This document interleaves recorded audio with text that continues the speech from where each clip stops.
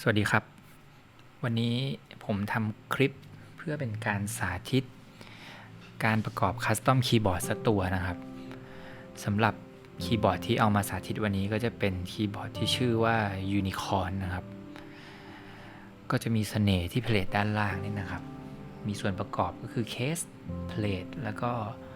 ตัวแผงวงจรและตัวยางแกสเก็ตสำหรับเพลทเนี่ยเป็นเพลททองเหลืองนะครับวันนี้ที่ผมเอามาใช้PCB ก็เป็น PCB ที่ออกแบบโดยตัว TGR นะครับส่วนต่อไปก็เป็นยางแกสเก็ตนะครับเพราะว่าคีย์บอร์ดตัวนี้เป็นดีไซน์ที่ผสมกันระหว่างเทรย์เมาส์กับแกสเก็ตเมาส์นะครับทีนี้เราก็มาดูกันนะครับว่าเทรย์เมาส์กับแกสเก็ตเมาส์เนี่ยมันต่างกันยังไงสำหรับรูปซ้ายเนี่ยคือเทรย์เมาส์ก็จะเห็นได้ว่าเขาจะเป็นการใช้น็อตยึดทะลุผ่าน PCB ลงไปที่เคสนะครับในขณะที่ Gadget Mouse เนี่ยก็จะเป็นการใช้น็อตบีบเคสบนล่างโดยที่จะมียางที่รองตัวเพลทอยู่นะครับเพื่อให้มันเกิดความนุ่มนวลในการความรู้สึกในการพิมพ์นะครับแล้วก็มีเสียงที่เบาที่นุ่มขึ้นนะครับแล้วก็อย่างที่ผมบอกว่ายูนิคอร์นตัวนี้ผสม2อย่างก็คือเขาจะใช้การยึดแบบเทรย์เมาส์นะครับก็คือใช้น็อตเนี่ยยึดผ่าน PC ลงไปแต่เขาจะมียางที่ผมให้ดูเมื่อกี้นะครับอยู่ระหว่างเพลทกับ PCB โดยที่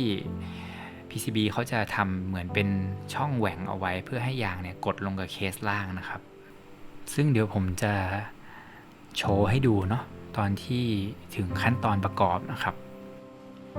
สำหรับชิ้นส่วนสำคัญต่อไปก็แน่นอนครับคือสวิตช์วันนี้ผมใช้สวิตช์ก็คือปาโก้เป็นส่วนผสมของครีมสวิตช์กับสเต็มของฮาโลสเต็มนะครับและอย่างก็คือสเต็ปอันนี้ผมอยากแนะนำให้ใช้ของเชอรี่แท้นะครับวิธีดูง่ายๆก็คือเหมือนรูปด้านบนจะมี4ขาครับส่วนต่อไปก็คือคีย์แคปแน่นอนวันนี้คีย์แคปผมใช้เป็น GMK Skeletor ซึ่งผมคิดว่าสีมันจะเข้ากับเคสตัวนี้มากเลยนะครับทีนี้เดี๋ยวเราก็มาดูกันอันนี้ผมโชว์เพลทนิดนึงเดี๋ยวเราลองเทียบสีกันผมว่ามันเข้ากันมากเลยเดี๋ยวเรามารอดูตอนจบกันว่าจะเข้าไหมนะครับสำหรับส่วนถัดไปนะครับก็จะเป็นของอุปกรณ์ก็หัวแรงบัตรกีแน่นอนขาดไม่ได้นะครับตัวตะกั่วบัตรกีนะครับที่ดูดตะกั่วนะครับแล้วก็ไขควงนะครับจริงๆมันยังมีอุปกรณ์อย่างอื่นอีกแหละแต่ว่าผมว่ามันเป็นอุปกรณ์ตามบ้านนะครับที่สำคัญจริงๆก็ไม่ประมาณนี้ส่วนตัว PCB เนี่ยเดี๋ยวเรามาดูกันหน่อย2รูนี้ไว้สำหรับใส่พินของตัวสวิตช์นะครับ2รูบนก็คือขาสวิตช์ที่เราต้องบัตรกีนะครับ2รูล่างก็คือตัว LED นะครับต่อไปก็เป็นตัวสวิตช์นะครับสวิตช์เนี่ยเราจะเห็นว่ามันจะมีขาพินขึ้นมา2อันเป็นพลาสติกซึ่งจริงๆเราสามารถตัดมันออกไปได้นะครับในกรณีที่เรากดมันลงบนเพลทเนี่ยแต่ว่าส่วนมากผมจะไม่ค่อยตัดมันออกไปเพราะว่าผมชอบให้มันทิ่มลงบน PCB มันจะช่วยให้เราจัดระนาบของตัวสวิตช์ได้ดีกว่านะครับต่อไปก็จะเป็นการประกอบนะครับขั้นตอนแรกของการประกอบก็คือเราต้องใส่ Stabilizer หรือที่เราเรียกว่าสเต็ปลงไปบน PCB ซึ่งก่อนที่เราจะใส่เนี่ยเราต้องทำการตัดขาแล้วก็ลูปมันก่อนนะครับก่อนที่เราจะใส่ลงไปซึ่งผมมีคลิปอีกคลิปหนึ่งที่ผมโพสต์ไว้ก่อนหน้านี้แล้วนะครับใครที่ยังไม่เคยทำก็สามารถไปดูที่นั่นได้แล้วก็สำหรับตัวจุดที่เราจะใส่ลงไปบน PCB เนี่ยนะครับเราจะเห็นว่า PCB ตรงที่ใส่สเต็ปเนี่ยมันจะมีรู2รูก็คือมีรูเล็กกับรูใหญ่ซึ่งเราจะต้องใส่สเต็ปลงไปให้ถูกด้านนะครับไม่งั้นก็จะกดไม่ลงส่วนตัวสเต็ปก็จะมีขา2ด้านที่เห็นตามรูปนะครับซึ่งผมจะเขียนไว้ให้เลยว่าด้านไหนใส่กับรูเล็กหรือรูใหญ่นะครับก็ดูได้ตามในรูปเลยโอเคสำหรับวิธีการใส่นะครับเราก็จะใส่ด้านหนึ่งเข้าไปที่ด้านที่เป็นรูใหญ่ก่อนแล้วก็กดอีกด้านหนึ่งที่เป็น ขาสองข้างเนี่ยนะครับลงไปที่รูเหล็กนะครับแล้วเราก็ต้อง make sure นะครับว่าสเต็ปมันลงเรียบร้อยดีก็คือตามที่เห็นในรูปก็คือเราต้อง make sure ว่าขาสองข้างมันทางออกมาเรียบร้อยดีสำหรับขั้นตอนต่อไปทีนี้เราก็จะใส่สวิตช์ลงบนเพลทละครับสำหรับขั้นตอนแรกในการใส่สวิตช์ลงบนเพลทเราจะไม่ใส่มันทั้งหมดเลยนะครับเราจะใส่มันที่มุมเพลทแล้วก็ตรงกลางอะไรเงี้ยนะครับอย่างที่ผมเห็นเนี่ยผมก็จะใส่ไล่ขอบลงตรงกลางอะไรเงี้ยครับที่เราทำอย่างเงี้ยเพราะว่าเราจะต้องการให้เพลทเนี่ยล็อกกับ PCB ก่อนนะครับขั้นตอนต่อไปก็คือเราเอาสวิตช์กับเพลทที่เราใส่ไว้เมื่อกี้นะครับมากดลงไปกับ PCB ก็ตอนกดเราต้อง make sure นิดนึงว่ามันลงไปสนิทกันนะครับอย่างที่เห็นผมในวิดีโอนะผมก็จะเช็คว่ามันเท่ากันตอนต่อไปเราก็จะมาบัดกีย์สวิตช์ที่เรากดลงไปเมื่อกี้นะครับเป็นการล็อก PCB ไว้ก่อนจะเห็นได้ว่าผมจะออกแรงกด PCB ลงไปนิดนึงเพื่อให้มั่นใจว่าสวิตช์ทุกตัวเนี่ยมันจะลงไปแน่นนะครับเนี่ยอย่างที่เห็นเนี่ยนะครับผมก็จะเช็คให้ดูว่าทุกตัวเนี่ยลงไปเหยียบอยู่บน PCB ดีและสนิทดีแล้วนะครับขั้นตอนต่อไปเราก็จะมาเช็คตัวสเต็ปที่เราลูปกันไว้เนี่ยว่ามันเรียบร้อยดีไหมนะครับวิธีการก็ง่ายๆเอาคีย์แคปมาใส่แล้วก็ลองกดดูว่ามันมีเสียง rattle ไหมเสียงเหล็กตีอยู่ไหมนะครับ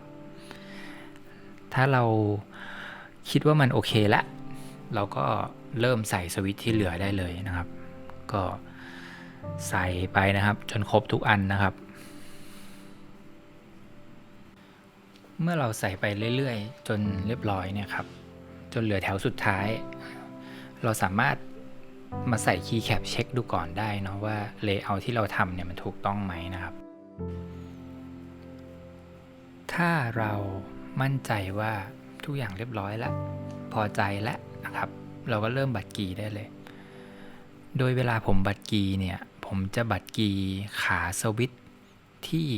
แข็งก่อนนะครับซึ่งโดยทั่วไปมันก็จะอยู่ด้านล่างเนาะถ้าเราหัน PCB ขึ้นแบบเนี้ยตามคลิปที่ผมทำนะครับแต่ก็จะมีในบางกรณีที่มันจะอยู่บนเหมือนกันถ้าสวิตช์มันวางกับหัวเนาะขึ้นอยู่กับ PCB ก็จะเห็นว่าผมจะยกมันมาเช็คว่าสวิตช์ทุกตัวเนี่ยสนิทกับ PCB ดีนะครับในช่วงแถวแรกๆเพราะว่าตัวที่เรายึดไว้บางทีเนี่ยอาจจะยังไม่แน่นมากแต่พอเราบัดคีย์ไปเรื่อยๆเนี่ยเราจะเริ่มไม่ต้องห่วงแล้วเพราะว่าพอมันยิ่งบัดคีย์เยอะมันก็จะแน่นแล้วครับมันจะไม่ค่อยมีมาเผยอะไรอย่างนี้ละ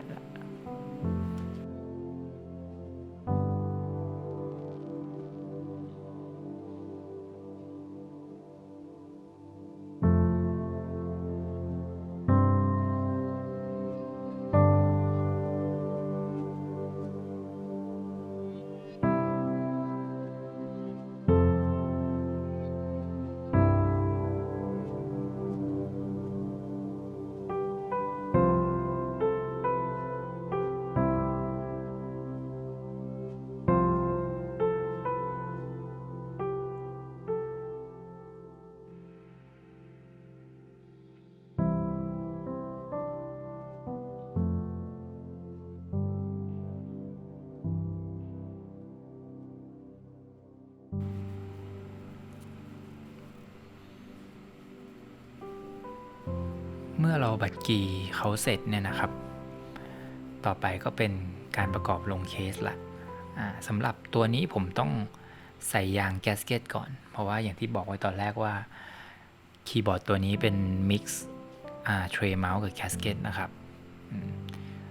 ผมก็ยางตัวนี้ก็คือมันจะอยู่ระหว่างเพลทกับ PCB นะครับ